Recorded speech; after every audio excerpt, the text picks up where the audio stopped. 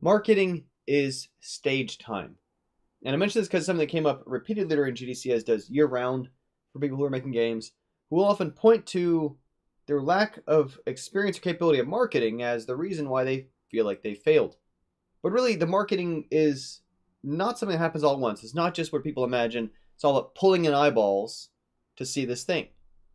If we think of maybe the auditions for America's Got Talent, when someone first gets a chance to get up on that stage, you can tell pretty well how much preparation, practice, planning, and improvement and iteration has gone into what they're doing up there. Or if they had the idea the night before, if it's their first time trying to do something like this. And generally the ones who are going to be most successful at something like, again, America's Got Talent, or you picture the other big high visibility talent show, is going to be someone who it's not their first time trying to do that thing.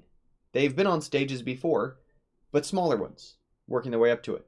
And this is where marketing actually intertwines with essentially product development, where it's not like you necessarily go out there and try to focus group to figure out what does the market want. That's not what we're talking about at all. What we're talking about is how when marketing's done right in a way that leads to a better product that serves more people at better scale, it's because each time there's enough of an audience to improve from the feedback. There's enough of an audience gathered to learn what's wrong, what's fundamentally broken about my thing so that I can improve it. And it's through those iterations, it's through time and time and time again getting small stage, which again is kind of part of marketing strategy, to improve what you're doing. So by the time you put it on a bigger stage, get more eyeballs, more traffic, more things going towards it, they like what they see. They leave better comments, better reviews, more thumbs up, share it more actively. But that comes from the things you do before you're on the stage. And quite often what happens is folks will, think they fix their marketing problem, put themselves up on a big stage, and then find that they don't really have all that much ready to show, or that's when they first get surprise negative feedback in a way that then it's kind of too late. They've used the biggest stage they had access to. They used the biggest strategies that they had to try to find audience before it had really gone through those improvements and iterations. And, you need both, right? You need to be a good performance. You need something that people are going to enjoy, like, talk about. And also, you need to be able to find a way to put that in front of people. But that those two can work back and forth with each other.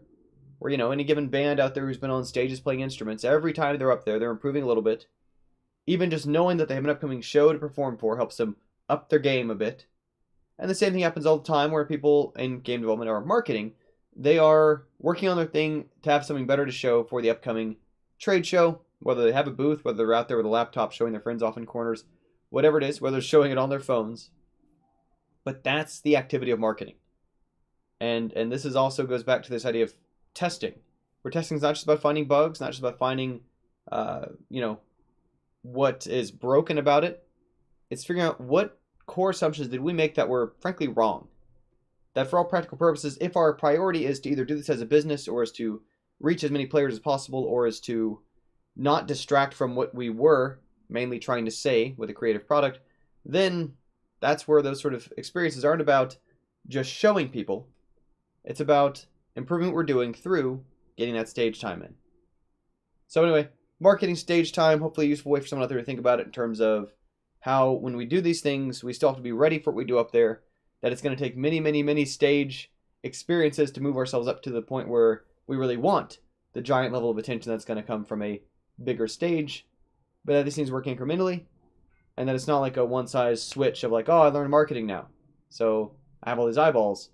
It's a process. It goes back and forth, and part of what's nice about that is how when you're newer to it, you can use smaller marketing solutions, smaller stages, because your real purpose there is to just further up your game before you start moving up to those bigger stages, more eyeballs, more traffic, and so on. That's all for today. Thank you as always for tuning in. I'll have another video for you tomorrow.